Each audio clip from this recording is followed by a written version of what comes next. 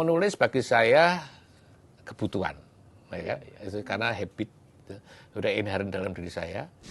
Kalau saya enggak, contoh kata saya ketemu Menteri Luar Negeri, ya kan? Diskusi, sambil pulang dari Vatikan saya ada nulis laporan, kirimin lu, wartawan. Saya sering mikir, istri saya juga bilang, kamu itu duta besar, iya. Tadi humas juga, iya. Kalau nggak segera saya laksanakan, ya kan, nggak selesai. Iya. Ya kan? Bagi saya, kalau saya bisa, kenapa tidak? Ya, saya lakukan sendiri. Editor saya itu istri saya. Itu saya. Kagak nggak kuat bayar soalnya.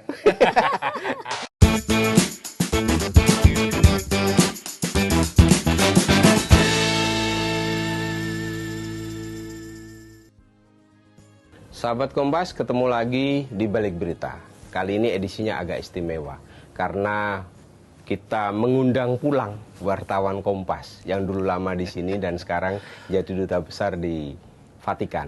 Kita sambut ini Mas Trias Kuncahyono dan saya ditemani oleh teman saya Sari Febriana. Kali ini kita akan ngobrol tentang apa sih sebenarnya enaknya jadi wartawan, pengalaman-pengalaman unik jadi wartawan terkait dengan datangnya Paus Fransiskus kali ini ya, sebagai pintu masuk untuk obrolan. Ini ngomong-ngomong Mas Trias, kapan datang ke sini? Iya, sahabat Kompas yang mengikuti acara di Balik Berita ya. Betul. Di Balik Berita ya. Nggak tahu kalau berita dibalik jadi seperti apa. Ya, baik. Terima kasih banyak dan Sari.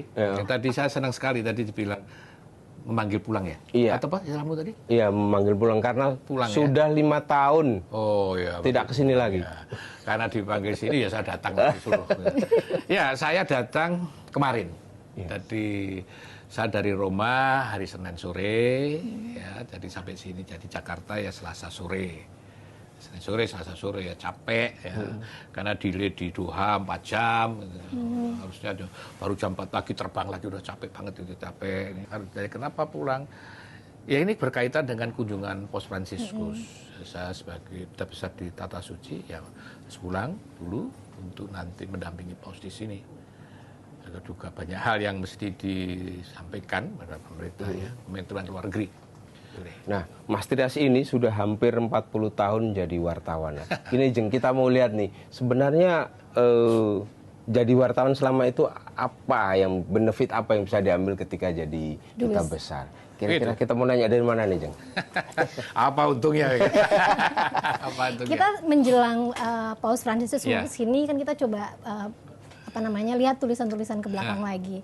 Ketika beliau terpilih dalam konklav 11 tahun lalu, Mas Trias menulis beberapa tulisan tentang peristiwa itu. Makanya kita pengen ngobrolin itu tuh. Ketika nulis itu kepikir nggak tuh? Ternyata. Akhirnya akan sama ketemu sekali gitu. nggak terpikir.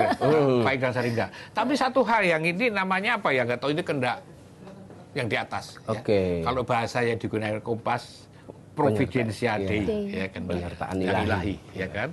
Karena apa? Ada cerita kecil. Ketika dulu saya mau bikin skripsi, enggak bukan tesis, karena cuma skripsi saya itu. Cuma skripsi bisa jadi Sari itu duta besar. tesis, ada tesis, saya skripsi doang, satu. Itu tahun 81 lah, 82. Saya mau bikin skripsi tentang Vatikan pada waktu itu. Oh, oke. Ya. Tetapi tak ajukan kepada dosen bimbing ditolak. Nggak ada yang tahu tentang Vatikan. Nggak ada bahan-bahan macam itu. Dosen itu, aduh tolong diganti, nggak ada yang tahu sini. Yes, good lah. Nggak tahu, pada tahun itu saya mau bikin skripsi tentang Vatikan. Bahwa sekarang saya jadi duta besar Tata Suci kan ya. Ternyata apakah itu ada kaitannya atau itu yang tadi saya katakan ngutip yang mengenai Pak Yakob, inilah Providentia Dei, bahwa sejak dari sana kamu udah siapin dulu ini ya kan, mau bikin Vatikan nggak jadi. Waktu itu saya terus bikin skripsi tentang politik luar negeri Cina setelah revolusi kebudayaan. Sejak saya lulus kuliah dulu, saya tuh belum pernah mengapply lamaran katakanlah di Kemlu, belum, nggak pernah. Saya tuh lamaran itu dulu kepengen jadi saya kepengen disekolahkan lagi. Merasa sok pinter, kepengen disekolahkan lagi. Saya ngelamar di CSIS. Peneliti. Wah, kalau peneliti itu nanti bisa sekolahkan, Dok. Kalau kepengen banget, ya kan? Kepengen banget. Lamarlah saya di sana, diterima. Saya diterima. Diterima, dites. Waktu ada Jiwandono, Sujati, Mbak Clara sudah ada. Mbak Clara, belum nggak ikut Belum. tes. Mbak Clara bukan, Yusuf Manandi, tokoh-tokoh itu. Dan saya diterima. Saya diterima, kemudian ada orang Suara Karya datang ke situ. Oh ini, kamu ke sini? Ya Pak, saya udah kenal juga. Terus gimana? Oh ke tempat saya aja, gitu kan? Di mana itu? Suara Karya, apa itu, gitu kan? Koran, wah koran ya? Terus apa nanti? Ini wartawan itu. Saya pikir apa ya, gitu kan? Terus sudah, oh milih mana? Mau Suara Karya atau ini, kan? Atau di CSS? Saya bilang, sekolah nggak di Suara Karya? Oh kan bisa kami sekolahkan. Oh, sekolahkan. Ya seneng kan, kepingin sekolah.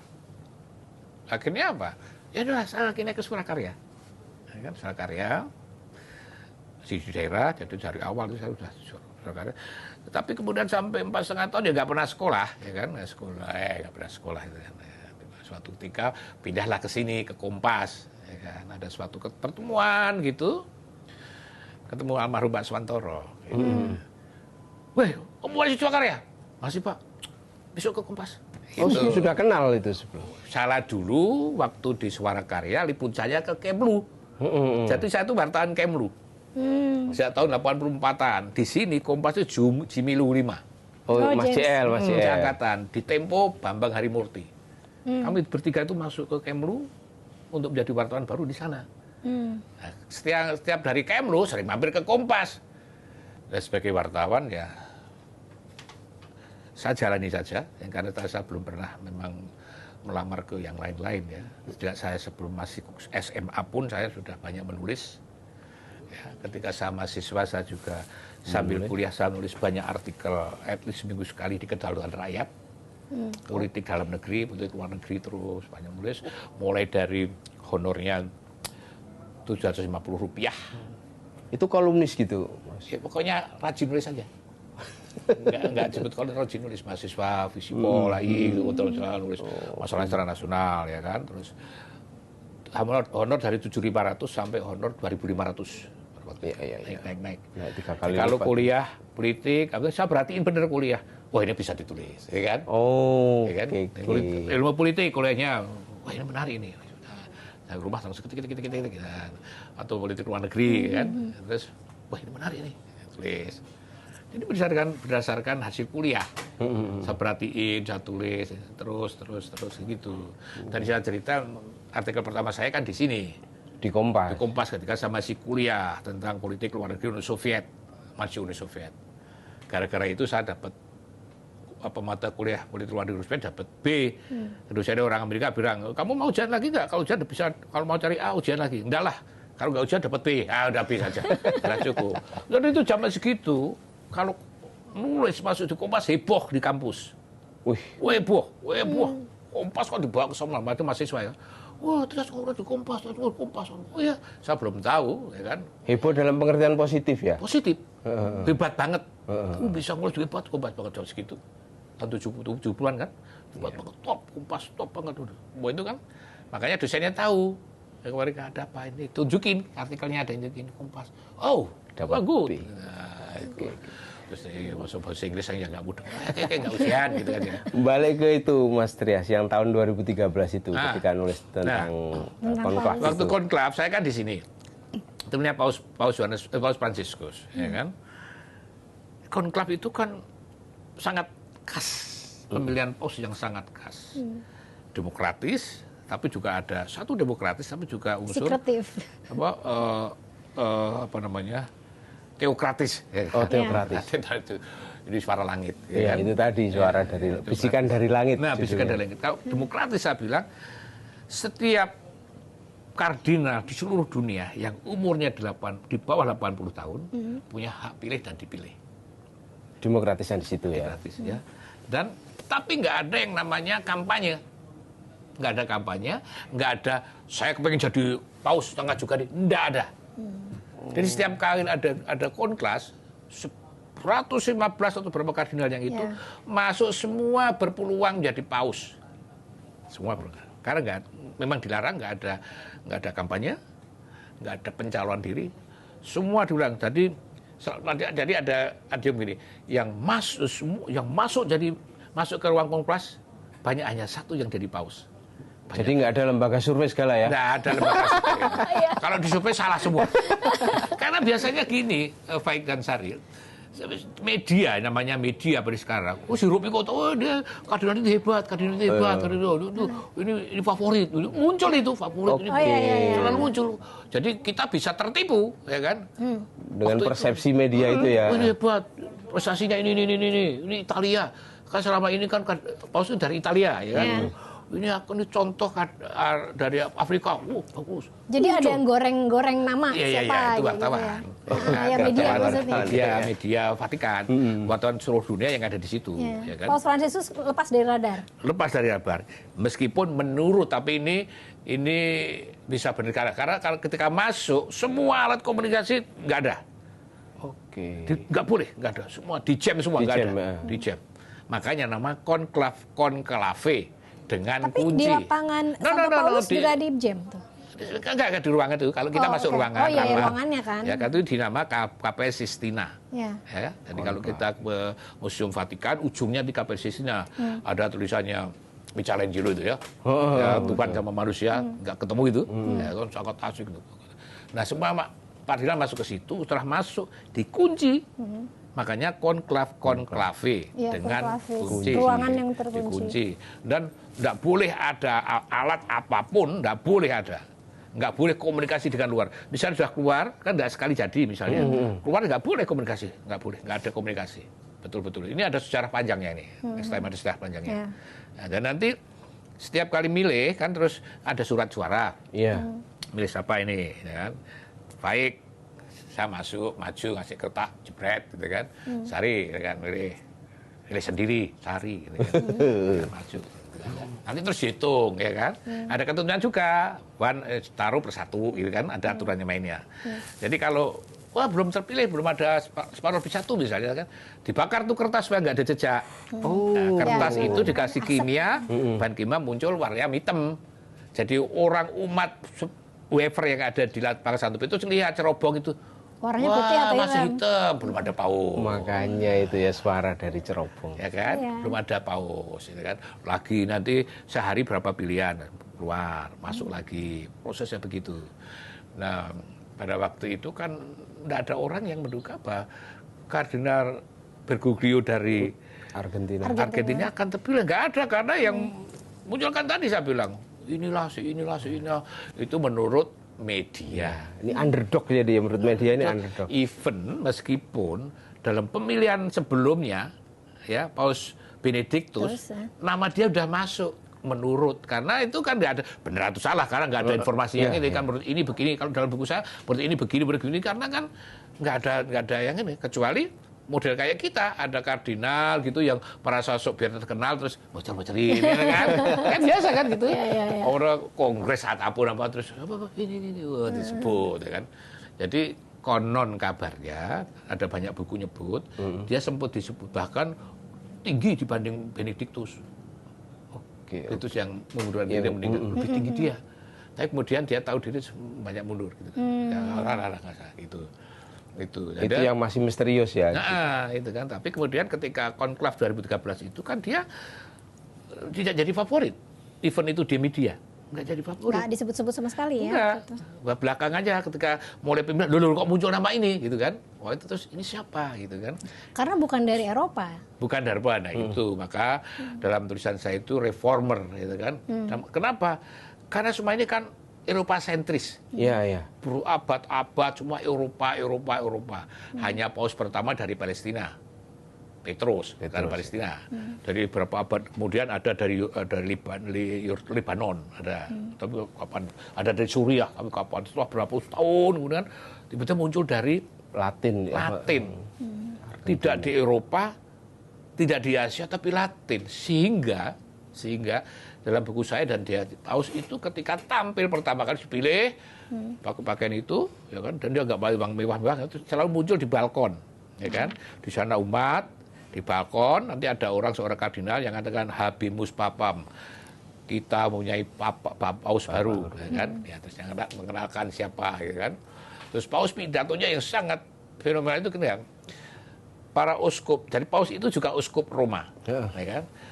Para kardinal, sahabat-sahabat kardinal di seluruh dunia itu mencari seorang uskup Roma dan menemukan di ujung dunia. Nah, itu omongannya paus. Di pinggiran dunia. Kata pinggiran, periferi, itu ternyata bukan, setelah saya baca, ternyata bukan sekedar istilah yang menunjukkan bahwa dia memang dari somewhere di ujung dunia, di Argentina. Tapi dia adalah ini visi misi dia ternyata. Periferi itu. Kenapa? Karena ini kan, tadi saya katakan itu tidak Eropa sentris lagi, ya kan? Dan sekarang perkembangan gereja Katolik itu, Katolik kan sudah keluar Eropa. Eropa kan makin banyak yang tutup gereja macam-macam itu. Kemana? Ke Afrika, ke Asia, ke Amerika Latin. Jadi tidak lagi bisa menjadi Eropa sentris. Nah, paus itu reformer kan dia melihat, oh ini nggak bisa Eropa, nggak bisa. Jadi saya harus pergi ke ujung dunia, ke periferi. Dan saya yang dari periferi harus mengupayakan yang di periferi. Sehingga ketika kunjungan pertama pun bukan Eropa, Brasil. Yang sangat tepi, sangat periferi ya. Bukan negaranya. Belum pernah kembali ke Argentina mengunjungi. Malah belum. Sampai sekarang belum. Brasil. Itu kira-kira pesan apa yang pengen disampaikan? Kenapa bukan negaranya dikunjungi? Itu sejarah panjang itu ya, karena memang ada mungkin juga kurang cocok atau apalah gitu ya, tapi belum pernah. Jadi itu ternyata orang baru tahu juga, ternyata teolog-teolog baru tahu, oh maksudnya bilang dulu mencari dari ujung dunia periferi itu ternyata ini. Jadi memang dalam istilah dia menjadi paus, banyak hal yang tidak terpikirkan, ya itu muncul semua pembaru benar dalam banyak hal. Ya, dalam pandangan gereja, hukum gereja, dalam pandangan tentang misalnya tentang keluarga, tentang lingkungan, tentang LGBT, tentang itu hal-hal yang sebelumnya nggak pernah. Ya kan? Sebetulnya itu melanjutkan dari Konsili Vatikan kedua tahun 60-an itu, ya kan? Bahwa Konsili Vatikan itu kan membuka jendela gereja untuk lihat dunia. Jadi gereja tidak boleh nutup pintunya, jendelanya itu harus terbuka, lihat dunia. Ada apa sih? Oh berkembang. Kami harus masuk situ. Nah itu diwujud nyatakan dalam perjalanan ini. Tetapi dalam pada itu kan juga ada, harus diakui juga petinggi-petinggi gereja paus itu kan konservatif dalam istilah politik, politik dunia gitu kan. Oh nggak suka dong, apa ini kan gitu, ya kan? Ada ya? Selalu ada, dan selalu ada dalam setiap kelompok itu yang pandangannya maju, atau pandangannya tetap mau status konservatif quo, konservatif. Nah itu. Dalam banyak hal kita lihat bahwa reformer itu yang waktu itu saya tulis tahun 2013, ya ketika kami tulis, saya diskusi dengan Mas Widarmono, ya kan? Dia lebih tahu dari saya. Ya kan, dia pernah sekolah itu sampai tingkat tinggi, sekolah di Leuven, Belgia, ya kan, kan diskusi apa Mas, dia jelaskan kenapa pakai nama Fransiskus, Mas Dias, Fransiskus itu meaningful, kenapa? Ya, saya tanya apa Mas Wid ini meaningful, apa? Kita diskusi Mas Wid, saya yang nulis diskusi. Reformer gimana? Ya gini kan, tadi saya sampaikan, ini reformer itu bukan hanya pada pausnya, tapi ada gereja juga. Ya kan? Para kardinal yang memilih pada waktu juga reformis semua. Mayoritas, ya kan? Mayoritas, karena yang mayoritas yang milih kan? Kenapa milih seorang kardinal dari Argentina kalau dia bukan seorang reformis? Enggak mungkin kan? Gagasan besar gitu ya. Mendingan ya udahlah kayak berabad-abad Italia atau Eropa. Ketika milih paus yang kemudian jadi Yohanes Paulus kedua, itu kan sudah maju, bukan Italia, tapi masuk ke Polandia. Kenapa Polandia? Ya kan? Selama Italia kan, pada kuat-kuat Italia masuk Polandia. Kemudian Polandia Jerman, itu kan sudah bergeser-geser itu, sudah bergerak meninggalkan center. Kalau di Katolik dibilang senternya pada Roma, ditinggalkan. Karena apa? Ya karena memang perkembangannya udah kayak gini. Jadi Polandia punya pengalaman ngejatuhin komunisme. Jadi setelah komunis jatuh, kira-kira dunia menjadi seperti apa? Diantisipasi oleh para kardinal itu. Ini berarti gereja harus kemana? Ya kan? Harus kemana nih? Dengan jatuhnya komunisme, nanti seperti apa, ya kan? Nah sekarang zaman ini baru lagi milih seorang paus yang dari Argentina. Argentina kan buah negara yang berkembang itu kan ada perjuangan kaum miskin, baru keras. Argentina dikenal dengan teologi pembebasan, ya kan? Iya, betul. Tapi dia anti pembebasan, ya kan? Bukan teologi pembebasan, anti pembebasan. Tapi juga dikenal seorang kardinal yang sangat sederhana, yang sangat membaur dengan masyarakat kecil, yang sangat itu kan jadi pertimbangan para kardinal. Ya kan padahal tidak semuanya kan kenal, nggak kenal kan? Tapi kemudian ya itu, kemudian terus ini kita lihat fight gimana? Wah, dicari siapa ini? Jadi memang muncul tokoh yang tak terduga, ya suara langit tadi. Suara kok bisa dia? Sama dengan orang tanya, why Paus kunjungi Indonesia? Iya kan? Baik kan kerja. Yang ketiga ya nih ya, Paus, ini Paus ketiga yang ya. menuju Indonesia. Paus terakhir 89, John Paul itu, ya kan? Jadi memang dan dari kalau nanti isu yang lain itu memang sangat menarik. Kenapa Indonesia? Iya. Tapi sebelum itu, Mas, minum dulu. Ya, ya. Minum dulu sebelum kita lanjut. Saya mau nanya. Iya, boleh ya Sari? Silakan. Ya, di luar itu Mas, bahwa pengayaan tadi berita kan Mas diskusi dengan sesama Ya, wartawan. diskusi. Lalu Naswid. bacaan tentu saja. Oh, iya. Nah itu apa saja waktu itu yang Mas baca? Saya memang baca tentang konklav, apa sih konklav itu. Sekarang saya makin tahu, ya kan. Setelah tahu praktiknya ya di luar. Tahu, saya ketika setelah saya di Roma, saya dalam rangka buku itu kan terus Nih, berselancar kemana-mana kan. Cari bahan ini. Kebanyakan buku Paus itu, kalau saya pergi ke toko buku, baca Spanyol, bahasa Italia, dan saya nggak tahu. Saya sulit cari bahasa Inggris, gitu kan. Ada Romo kasih itu, waduh bisa di sana baca bahasa Inggris. Oh iya. Oh ada buku itu, ada 20 buku, saya beli buku itu. Oh ini tuh. Jadi sudah tahu secara garis besar konklav begini, tak tahu. Tapi kemudian kalau di dalam ini kan, kayak dulu 2013, itu kan juga kalau kita mencari di internet tidak semudah sekarang ini. Betul. Ya kan, tidak semudah ini dan tidak sekarang itu kalau kamu mau cari apapun muncul. Kalau mau cari bikin buku bisa lah. Gitu. Udah semuanya ada. Mau yang buku, mau yang apa ada semuanya. Ya. Dan dulu belum begitu maju, belum begitu kenal juga. Nah baca kayak itu menjadi sangat penting. Ya. Dan setiap tulisan harus baca. Itu rumus saya. Nggak cukup liputan ya. Tidak cukup. Maka saya selalu ingat, kalau kalian ingat saya bilang, kenapa saya bilang kalian? Ya kan?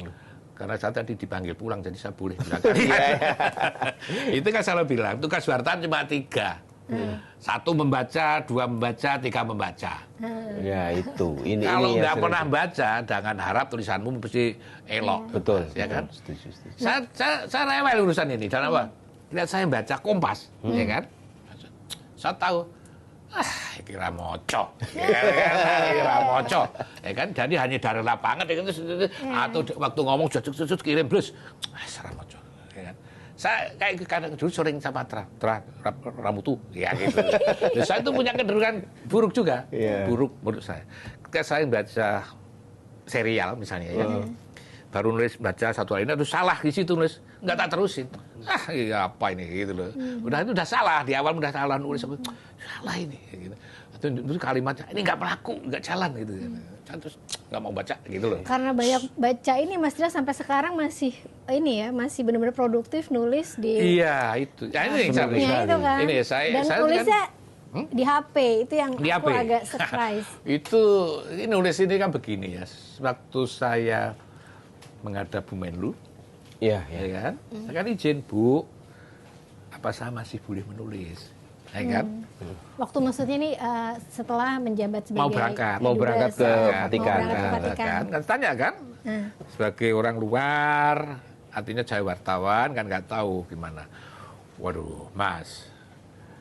Sekarang Mas itu duta besar. Mewakili negara, pemerintah. Pendapatnya dia dianggap dapat pemerintah, jadi ribet kan? Oh, okay. Saya masih ngeyel, tukang ngeyel, kan? Kalau saya nulis Timur Tengah, Benu bilang, saya dan juga mau tanya itu. Ini sebagai bidangnya Mas. Ya, saya kan eager tuh nulis kan, nggak boleh nulis itu kan, sudah sekian puluh tahun bekerja, sama sulit bedakan. Oke, kan? Saya tahu. Setelah saya di Roma. Ini banyak hal bisa tulis, caranya gimana ya kan? Menjembataninya gimana? Nah, ini saya mau cerita itu, menjadi gimana? Saya ngobrol dengan seorang Pastor Purnomo, itu pastor jenderal kongres SPD ya. Mas Dubes sekarang nggak pernah nulis. Wah gini Romo. Gini Romo. Kenapa? Ini cerita tadi. Oh, kan Mas Dubes bisa itu nulis ngakali. Masa bisa Romo? Bisa.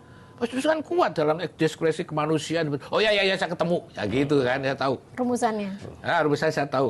Oke, ya, terus pekerjaan saya itu kalau KBR, kalau Tata Suci itu kan nggak ada ekonomi. Ya, ada tapi apa yang mau ekspor impor nggak ada lah. Apa yang diekspor imporkan, ya kan? Mau jualan apa? Gitu. Terus nggak ada urusan militer, nggak ada tentara, ya kan? Nggak urusan politik, enggak lah. Kita urusan kemanusiaan, agama, sosial, budaya dan sebagainya.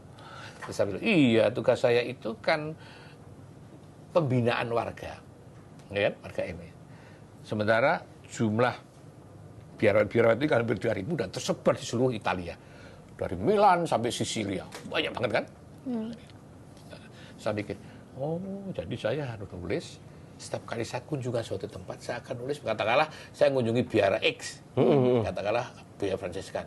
Tidak semua orang tahu biara ini kan? Saya nulis tentang biara ini. Ya kan? Saya ketemu susternya, biara patinya. Ya suster harus ada janji setia. Saya bisa berita tentang setia, kesetiaan. Ya kan?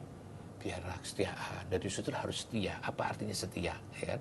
Saya tulis, terus saya bilang sama teman, ini loh laporan pekerjaan saya. Jelas kerjanya. Ya, saya kerja. Saya tidak bikin. Ada seorang kawan di. Nyarunya di situ ya. Ya, ada seorang kawan di istana. Ya, kawan di istana. Mas Dubes, saya puji diri saya sendiri, sorry. Mas Dubes kayak gini loh kalau bikin laporan. Daripada laporan itu nggak dibaca orang. Mas Dubes bikin cerita, tapi itu laporan kerja. Laporan kerja. Gitu. Saya pergi ke suatu tempat, saya nulis dikit-dikit, tapi di situ bisa masuk macam-macam gitu. Ya. Saya misalnya saya nulis, oh di tempat ini dulu Julius Caesar ditusuk sama Brutus. Ya, saya cerita tentang itu, tempat itu saya ceritain siapa Brutus, Julius Caesar, negarawan, politisi, Julius Caesar ini gini-gini, Brutus ini gini-gini. Udah, karena dialah contoh menurut sejarah, contoh pengkhianat paling dahsyat sedunia. Titik sampai situ saja, ya usah yang lain-lain gitu loh. Tidak usah, please interpretasi. Saya nggak tahu, saya nulis Julius Caesar. Ya kan? Saya pergi ke suatu tempat melukiskan perjalanan, perjalanan tempatnya, sejarahnya. Jadi orang, oh terima kasih saya udah tahu ternyata tempatnya ini. Ya kan saya kayak wartawannya reportase, ya kan. Oh terima kasih, banyak orang ngerti. Terima kasih Mas Dubes, ternyata indah sana ya, ternyata banyak ceritanya ini itu. Saya akan diajak ke sana ya saya lihat aja gitu ngobrol. Jadi racikan yang seperti itu approve ya? Approve. Ya, jadi maksud saya gimana ya? Saya harus melaporkan pada pemerintah negara bahwa saya ada di sana, ini yang saya lakukan. Ya kan? Saya melakukan sesuatu kan.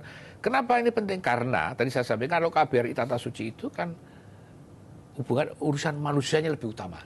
Ya kan? Nggak ada kenaikan ekspor harga, caranya beda ya. Jadi manusia menjadi nomor satu. Manusia itu gimana? Ya disentuh, ya dihatengi, dijak ngobrol, dijak ngomong, didengarkan omongannya. Ya kan itu cerita. Itu sangat kompas Mas ya? Iya, right. Ya, saya tahu ternyata oh ini begini. Dan mereka kalau saya datang kan dianggap sebagai bapak, betul bapak. Oh, ibu. Bapak betul datang, ya itu yang saya ceritain. Kita pergi ke sana, ini orang nggak kenal apa sih ini, misalnya apa namanya, ya itu tadi Capua, ya kan? Capua itu sebuah kota di Napoli, ya kan? Disitulah dulu tempat training awal mula dulu untuk menjadi gladiator. Oh di Capua. Capua. Nah, dan di situ ada nyanyian yang sangat terkenal, kamu terkenal Papua itu. Nyanyian Itali itu yang romantis itu loh, romantis. Amor lagi jadi. Itu, dari Capua itu, kan bisa banyak cerita dari situ kan. Nah, tentang gladiator, maksudnya Capua tempat gladiator kan cerita gladiator itu apa, ya kan? Jadi ini sekalian bertugas, sekalian reportase. Nah, yang menarik itu Jeng Hari, kalau dulu di koran kan ada yang edit ya, ada editor, ada penyunting. Ini Editornya diedit siapa? sendiri. Ya itu saya nuliskan. Ya saya nulis saya cari kamu cerita. Saya nulis nggak pernah di komputer, nggak pernah. Saya nggak pernah di laptop, nggak pernah. Ada komputer di Wisma saya ada komputer, di kantor ada komputer, tapi nggak pernah saya pakai untuk nulis-nulis gitu. Nulis yang setiap seminggu sekali saya kirim itu dari HP, dari perjalanan mana, misalnya saya ngunjungi suatu tempat, pulangnya sambil nulis, mungkin sampai rumahnya udah jadi gitu kan. Atau kalau saya nganter istri belanja gitu, ya belanja kebutuhan rumah tangga gitu, saya bisa ngopi di situ. Saya capek. Nah, ini contoh boomer yang sangat adaptif dengan new teknologi ya, teknologi kan baru. nulis di touchscreen kan susah, Mas. Ya, akhirnya ya nulis lewat HP itu. Kadang-kadang kawan-kawan saya di KBRI bingung. Kapan Pak Dubes nulisnya? Tadi pulang dari Napoli. Oh iya, udah jadi. Kalau sudah tak lempar. Kapan nulis? Tadi perjalanan. Ini bacanya, ya kan banyak hal yang bisa dibaca. Saya ingat, saya bikin berselancar nyari data ke situ kan ada juga. Tabungan referensinya sebenarnya sudah banyak. Referensi dan karena itu. rajin baca Jadi ya, Mas. yang hasil tulisan saya kredensial itu nggak ada saya tulis di komputer, saya mau di handphone. Yang bantu ngecek atau baca? Nah, yang ngecek. Jadi kalau udah selesai, selama ini saya serahkan ke istri saya. Wah, ini private editor. editor. Nah, ya, saya serahkan pada istri saya. Ini menarik enggak, ya kan? Kalau saya bilang dulu, saya dulu kalau ngajar wartawan, kalau bikin lead, saya tanya orang lain, lead saya menarik enggak? Kalau teman bilang, oh nggak menarik, harus diganti, ya kan? Nggak menarik. Oh ini bagus, oh bagus ya? Itu baru. Kalau menurut saya sendiri bagus, orang lain belum tentu, karena untuk orang lain. Jadi saya nulis, tak kasih istri saya. Ya kan, meskipun jadi wartawan duluan saya, ya kan? Belum pernah jadi wameret dia. Terus saya kasih baca dia. Kalau belum udah baca belum baca dulu, ya kayak baca. Soalnya kalau ini diboot, gitu, kamu ini begini, ini begini, diskusi. Janganlah ini bagus ini dihilangin. Oh ya kenapa? Ya dihilangin. Saya hilangin betul. Ada, ini terlalu keras. Bisa ada yang udah ganti, saya ganti kan. Mesra diskusinya ini ya. Jadi intinya tetap butuh kepala orang lain. Betul. Melihat, Supaya betul-betul ini kan objektif dan subjektif. Kalau mereka ini paling bagus belum tentu. Walaupun puluhan tahun. Iya. Nggak bisa. Wartawan tetap butuh nulis ada orang lain untuk melihat. yang ngasih masukan, yang ngasih kritikan, masukan, termasuk pujian, ya kan? Pujian itu kan kalau kita bikin sendiri itu ya tadi merasa hebat, merasa bagus, belum tentu. Belum tentu. Kalau orang lain, udah istri saya bilang bagus ya, dan dia nggak tahu apa-apa, ya kan? Nggak tahu sesuatu yang saya tulis nggak tahu, sejarahnya nggak tahu. Oh ternyata gini ya, oh iya, oh ternyata ini, oh iya, saya baru tahu, ya bagus, ya kan? Ada wow effect-nya ya. Ada wow effect, itu yang penting, wow effect itu ada. Jadi selalu editor saya itu istri saya. Itu saya. Nggak kuat bayar soalnya. Ini pertanyaan terakhir. Iya. Karena waktunya terbatas nih sayang ya, padahal seru. Menulis itu saya ngerasa bagi Mas Trias sebagai kebutuhan. Nah kalau nggak menulis, apa yang terjadi? Wah ini saya itu tiap pagi di rumah, sejak di Jakarta dulu, tiap pagi jalan kaki. Ya kan? 5, 7, 6, 7 kilo tiap hari. Di rumah juga begitu, dingin saya tukar maksa, jalan kaki, sakit-sakit. Sekarang panas banget, tetap jalan kaki, whatever saja.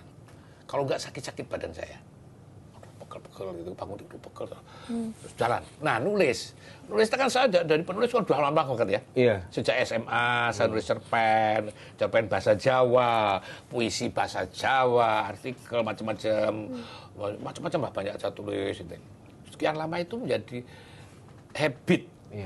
Atau menyatu dalam diri saya, ya kan? Kalau lihat sesuatu, waduh ini menarik banget, waduh sayang banget, ya kan? Ini sesuatu yang ini bagus banget, tapi tak lihat sendiri, orang lain nggak lihat ini, ya kan?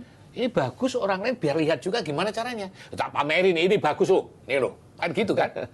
Saya pergi di suatu tempat dan sekarang ada dijanji foto, ya kan? Tapi ada cara foto, saya juga bikin Instagram juga kan, video, foto. Sekarang kenapa tidak harus menulis? Karena kalau tidak menulis, saya rasanya kena banget gitu. Gila, Ini harus Otaknya orang pegel. tahu. Pegel. Harus nulis. Kalau tadi badannya pegel kalau nggak jalan, ini otaknya pegel Iya, ya. pegel. Kalau nggak nulis. Supaya orang lain tahu gitu loh. Ini orang lain harus tahu ini. Gimana caranya? Ya tulis. Ya kan? Bahwa kemudian kadang-kadang saya sudah nulis, nggak lolos sensor. Ya kan? Nggak sensor istri Itu maksudnya. istri, kalau sensor istri, ya sudah. Ya, tapi saya sudah menumpahkan siapa yang saya ada, saya sampaikan di situ. Kalau lolos, sama dia akan lolos, saya kayak gitu kan, aturan gitu. Tapi menulis bagi saya kebutuhan, ya. Itu karena habit, udah inherent dalam diri saya. Ya. Apapun jauh rewek tulis, sehingga, nah ini kalau ini agak resmi, kalau misalnya saya ketemu pejabat Vatikan, ada hal-hal yang segera harus dilaporkan ke Kemlu kan. Kemlu itu kalau resmi itu kan nanti saya suruh bagian politik atau tolong tulis ini. Iya Pak. Tulis ini, nanti tulis, terus serahin ke saya lagi, baru saya baca lagi, baru dikirim ke Jakarta. Kalau saya enggak. Contoh kata saya ketemu Menteri Luar Negeri, ya kan, diskusi. Sampai pulang dari Vatikan saya ada nulis laporan. Kriminal lu. Wartawan ya. Udah jadi. Iya. Terus saya sampai kantor bilang, Mas, tolong bikin ini. Ya, yang resmi. Ya, saya udah sampai sana. Bu Medu, oh, makasih Mas. Udah tahu, ya kan. Tapi yang resmi nanti jalur resmi itu ada lagi. Ya, misalnya waktu itu bikin rilis, ya kan. Ini gila, ini bikin sendiri rilis itu. Jadi Vatikan jangan bikin saya. Saya kasih siapa rilis? Nggak bisa lah. Saya bilang, ini nggak bisa. Saya bikin sendiri. Terus saya, Mas, udah jadi. Ya, besok kan Enak nggak ya? muat. Jadi bagian medianya enak. Nggak muat. Entah enak, entah susah punya dubes wartawan. Kasus itu, mereka dengar kan? Kasus Paus Julius soal berkat kayak LGBT itu kan? Oh iya. Kok kan? Jadi saya bilang, ada ketemu uskupnya di Roma, Indonesia di Roma, saya diskusi bahwa uskup ini harus dijelaskan, nanti salah pengertian tentang berkat, kayak apa seluruhnya, gimana, boleh saya nulis, saya bilang, saya terus sampai kantor bikin rilis, tak sebar, tak bikin sendiri itu, Bernada klarifikasi ya. Saya selesai tak kirim ke uskup, Oh, Jakarta. bener dah ini, gitu kan, setuju Mas, bener, nah ya kan. Udah setuju, tak kirim sendiri ke ini, ke Tribun lah, kemana, ke orang tak ditulis, tolong, cebar kemana-mana, baru bilang sama bagian politik, tolong ini, Bapak sudah kirim ke Kemlu. Jadi saya pikir, saya sering mikir, istri saya juga bilang, kamu itu duta besar, iya, tadi humas juga, iya. Kalau nggak segera saya laksanakan, ya kan, nggak selesai. Iya. Ya kan? Bagi saya, kalau saya bisa, kenapa tidak? Jadi saya lakukan sendiri. Bahwa itu kemudian saya ngelatih pelan-pelan, ya. Tapi ini harus segera saya bikin. Sehingga kan saya kan tahu ini kalau rilis itu dulu kalau saya terima rilis nggak butuh tak buang kan? Iya. Saya nggak butuh. Jadi kan saya tahu. Oh ini mesti bikin kayak gini. News value, Ya, proximity itu ya. background semua. Jadi orang muncul lah pakai dalam waktu singkat sudah pada ngirim saya. Oh, udah muncul nih Mas, sudah banyak nih, tinggal kau Soalnya filing. terimanya udah hampir jadi. Udah jadi, udah preslar. Ini inisial aja, gitu kan. SF, selesai kan. Itu kebiasaan aja saya. Oke Mas Trias, terima kasih banyak untuk hadir Makasih ya, di Mas. balik berita ini. Udah mampir. Sebenarnya masih banyak menarik ya, tapi ya itu harus diakhiri. Semua ada batasnya. Ya, kan, ada batasnya. Saya pensiun loh 2015, ada batasnya di sini. Ya semua pensiun. Terima kasih banyak. Sama-sama, terima kasih. Makasih, Ya. Mas Pan. Dan sahabat Kompas kalau pengen tahu lebih lengkap bisa dibaca di Kompas ID laporan tentang kedatangan Paus Fransiskus untuk sampai dengan tanggal 6 nanti bisa dibaca lengkap. Dan untuk saat ini di Balik Berita cukup dulu, sampai jumpa di edisi berikutnya, tetap di Balik Berita.